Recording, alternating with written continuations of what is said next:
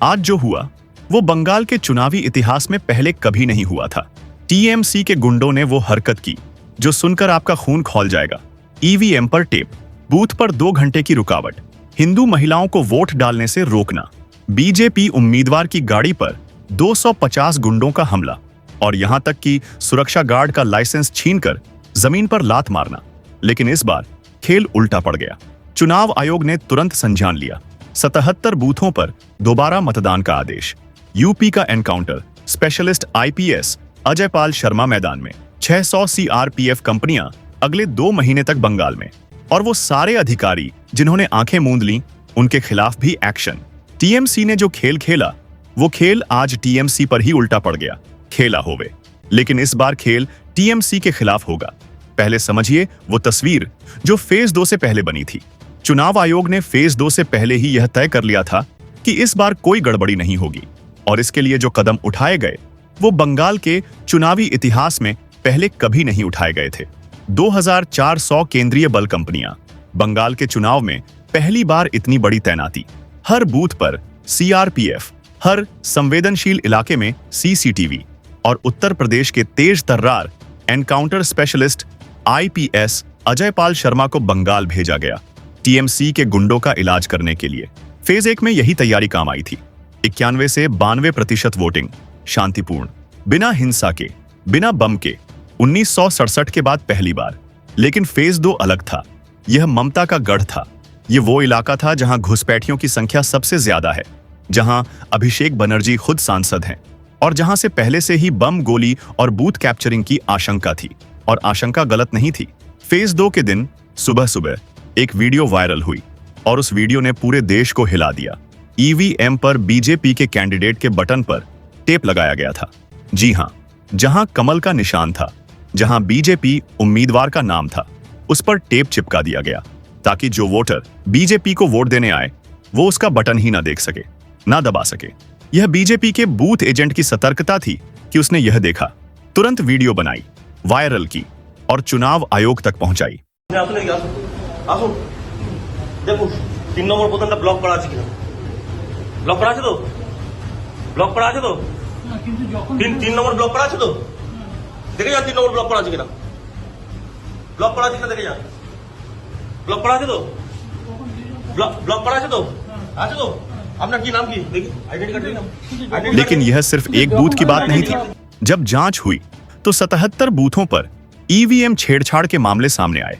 77 booth, एक साजिश, एक सुनियोजित षड्यंत्र। और यह सब तब हुआ जब बंगाल में 2400 केंद्रीय बल कंपनियां तैनात थीं। सीसीटीवी लगे थे। चुनाव आयोग की पैनी नजर थी। सोचिए, अगर यह सब नहीं होता तो क्या होता? ईवीएम टेप से भी बड़ी और भी घिनौनी साजिश। सुबह 7 बजे बूथ पर लाइनें लग गईं। बुजुर्ग थे, 70 से 80 साल के। महिलाएं थीं, हिंदू महिलाएं जो वोट देने निकली थीं। लेकिन टीएमसी के लोगों ने अधिकारियों से मिलकर ईवीएम खराब होने का नाटक करवाया। मशीन खराब है, यही बार बार कहा गया, 5 बार, 10 बार, और लोग खड़े रहे।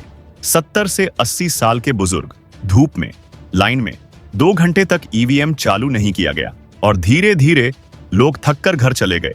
जो बीमार थे वो वापस गए, जो बुजुर्ग थे वो थक कर बैठ गए और जिनको डराया धमकाया गया वो डर कर चले गए। यह सुनियोजित था, यह जानबूझकर था। यह टीएमसी की उस पुरानी रणनीति का हिस्सा था जिसे खेला होवे कहा जाता था। लेकिन इस बार बीजेपी के कार्यकर्ता जागे हुए थे। उन्होंने सब कैमरे में कैद किया, शिकायत की और चुनाव आयोग तक पहुंचाया। और अब एक और खुलासा जो सुनकर आपके रोंगटे खड़े हो जाएंगे। यह पहली बार नहीं है जब टीएमसी ने ईवीएम के साथ खेल खेला। पहले भी एक तरीका था, बीजेपी के बटन पर इत्र लगा दिया जाता था और बाहर खड़े टीएमसी के लोग जो वोटर बाहर आए उनकी उंगली सूंघते थे। अगर इत्र की खुशबू आई तो समझ लो इसने बीजेपी को वोट दिया और फिर उस वोटर पर हमला होता था। यह है ममता बनर्जी का खेला होवे। यही वो खेल था जिसके दम पर 15 साल से सत्ता चल रही थी। जब वोटर डरे तो वोट नहीं दे पाए, जब वोट नहीं दे पाए तो टीएमसी जीत गई। लेकिन इस बार बीजेपी के कार्यकर्ता करो या मरो की मानसिकता में थे। हर हरकत की वीडियो बनाई, हर साजिश को उजागर किया और इस बार खेला टीएमसी के खिलाफ हो गया। और फेज 2 की सबसे खौफनाक घटना साउथ 24 परगना में बीजेपी उम्मीदवार विकास सरदार बूथ नंबर 76 का दौरा करने गए। वो जानते थे कि वहां फर्जी वोटिंग हो रही है। वो इसे रोकने गए और तब 250 से ज्यादा टीएमसी गुंडे बांस और लोहे की रॉड लेकर उन पर टूट पड़े। उनकी गाड़ी का शीशा तोड़ा गया। सुरक्षा गार्ड का हथियार लाइसेंस छीना गया। सुरक्षा गार्ड को जमीन पर गिराकर लात मारी गई और खुद विकास सरदार पर जानलेवा हमला हुआ। विकास सरदार ने सीधे चुनाव आयोग से गुहार लगाई। टीएमसी के गुंडे नूर इलाही काजी और 250 बदमाश अभी तक गिरफ्तार क्यों नहीं हुए? बैपुर एसपी और कैनिंग एसडीपीओ इन्हें गिरफ्तार क्यों नहीं कर रहे? 128 विधानसभा के हर वोटर की सुरक्षा करिए। चुनाव आयोग प्लीज रक्षा कीजिए। यह आवाज एक उम्मीदवार की नहीं, उन लाखों वोटरों की आवाज है जिन्हें टीएमसी ने वर्षों से डराया है। लेकिन इस बार चुनाव आयोग ने आंखें नहीं मूंदी। बंगाल के सीईओ मनोज अग्रवाल ने तुरंत एक्शन लिया। पहला फैसला 77 बूथों पर दोबारा मतदान 2 मई से पहले, ताकि 4 मई की मतगणना से पहले सब वोट पड़ जाएं। दूसरा फैसला उन अधिकारियों के खिलाफ एक्शन जो ईवीएम छेड़छाड़ के समय वहां ड्यूटी पर थे और जिन्होंने शिकायत नहीं की। तीसरा फैसला सीसीटीवी फुटेज की पूरी जांच। देखा जाएगा किसने टेप लगाया, कब लगाया और अधिकारियों ने उस वक्त क्या किया। चौथा फैसला जो टीएमसी कार्यकर्ता इस गड़बड़ी में शामिल थे उनके खिलाफ न सिर्फ एफआईआर, जेल भी। और सबसे बड़ा फैसला 600 सीआरपीएफ कंपनियां अगले 2 महीने तक बंगाल में।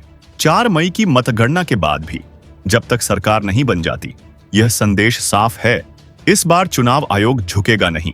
और टीएमसी के गुंडों के लिए सबसे बड़ी खबर, यूपी के तेज तर्रार IPS encounter specialist Ajay Pal Sharma Bengal में तैनात हैं और उनकी नियुक्ति से टीएमसी इतनी घबराई कि हाई कोर्ट और सुप्रीम कोर्ट तक पहुंच गई। उन्हें हटाने की मांग की, लेकिन अदालत ने नहीं माना। क्यों? क्योंकि अदालत को खुद पता चल गया अजय पाल को बंगाल में क्यों भेजा गया था। फेज 2 में जो हुआ, ईवीएम पर टेप, हिंदू महिलाओं को रोकना, बीजेपी उम्मीदवार पर हमला, यह सब साबित करता है कि टीएमसी के गुंडों को डांटने और डराने के लिए एनकाउंटर स्पेशलिस्ट की जरूरत थी। और अजय पाल बंगाल में हैं और रहेंगे जब तक बीजेपी की सरकार नहीं बन जाती। टीएमसी के गुंडों के लिए यह सबसे बड़ा संदेश है। और अब वो सबसे दिलचस्प बात, जो इस पूरी घटना का सबसे बड़ा राजनीतिक नतीजा है। टीएमसी ने सोचा था ईवीएम पर टेप लगाओ, ईवीएम खराब बताओ, लोगों को रोको, बीजेपी का वोट कम करो, जीत जाओ। लेकिन हुआ क्या? उल्टा हो गया। 77 बूथों पर रिपोलिंग हुई और इस रिपोलिंग में पहली बात, अब चप्पे चप्पे पर केंद्रीय बल होंगे, पूरी मीडिया का फोकस होगा। टीएमसी का कोई गुंडा फटकने की भी हिम्मत नहीं करेगा। दूसरी बात, जो वोटर पहले डरकर या थककर चले गए थे वो अब और गुस्से में आएंगे। बीजेपी का कार्यकर्ता उन्हें घर से लेकर आएगा, हर एक वोट डलवाएगा। तीसरी बात, जिन वोटरों के नाम एसआईआर में काटे गए उन्हें पता है यह टीएमसी के प्रशासन ने किया। वो गुस्सा और बढ़ रहा है।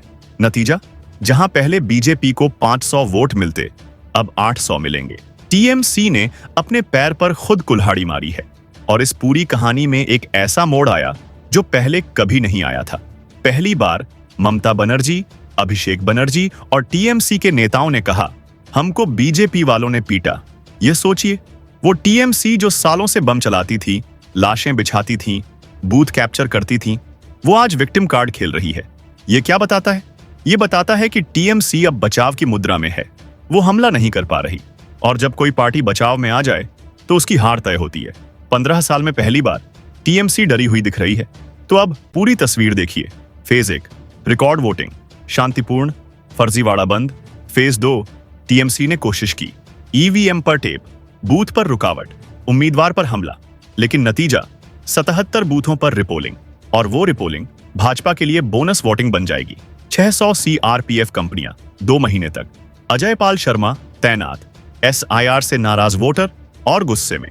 टीएमसी के गुंडे एफआईआर में, जेल की राह पर।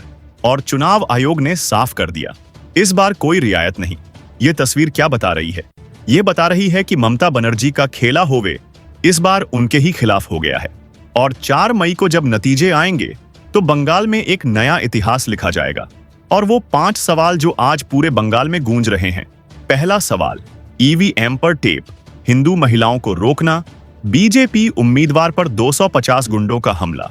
यह सब तब हुआ जब 2400 केंद्रीय बल कंपनियां तैनात थीं। तो सोचिए, अगर केंद्रीय बल नहीं होते तो फेज 2 में क्या होता? दूसरा सवाल, 77 बूथों पर रिपोलिंग होगी, चप्पे चप्पे पर केंद्रीय बल होगा, पूरी मीडिया की नजर होगी। क्या इन 77 बूथों पर बीजेपी का वोट पहले से और ज्यादा नहीं आएगा और टीएमसी का खेल उल्टा नहीं पड़ जाएगा? तीसरा सवाल, जो टीएमसी 15 साल से बम चलाती थी, बूथ लूटती थी, लाशें बिछाती थी, आज वही टीएमसी कह रही है हमें बीजेपी ने पीटा। यह विक्टिम कार्ड क्या बताता है? टीएमसी की ताकत के बारे में या उसकी कमजोरी के बारे में? चौथा सवाल, यूपी का एनकाउंटर स्पेशलिस्ट अजय पाल शर्मा, जिसे हटाने के लिए टीएमसी हाई कोर्ट और सुप्रीम कोर्ट तक गई, वो बंगाल में हैं और रहेंगे। क्या यह एक आईपीएस अधिकारी की तैनाती टीएमसी के पूरे गुंडा तंत्र को ध्वस्त कर देगी? पांचवां और सबसे बड़ा सवाल, जब टीएमसी की हर साजिश उल्टी पड़ रही है, जब 77 बूथों पर रिपोलिंग टीएमसी के खिलाफ जाएगी, जब एसआईआर से नाराज वोटर और गुस्से में हैं, तो क्या 4 मई को बंगाल में वो दिन आएगा जिसका इंतजार करोड़ों लोग कर रहे हैं? टीएमसी का खेल खत्म हो रहा है, चुनाव आयोग जागा हुआ है, केंद्रीय बल मुस्तैद है और जनता और गुस्से में है। 4 मई का इंतजार करिए, क्योंकि वो दिन बंगाल का इतिहास बदलने वाला है। कमेंट बॉक्स में बताइए, क्या आपको लगता है टीएमसी की यह साजिश उनके खिलाफ पड़ेगी? क्या 77 बूथों की रिपोलिंग बीजेपी की बड़ी जीत का रास्ता बनाएगी? अभी लाइक करें अगर यह सच आपको जानना था। अभी शेयर करें हर उस इंसान को जो बंगाल की असली खबर जानना चाहता है। अभी सब्सक्राइब करें बेल आइकॉन के साथ। 4 मई की सुबह पहला रिजल्ट यहीं होगा। वंदे मातरम। जय Hind. Subscribe now and press the bell icon. Never miss an update.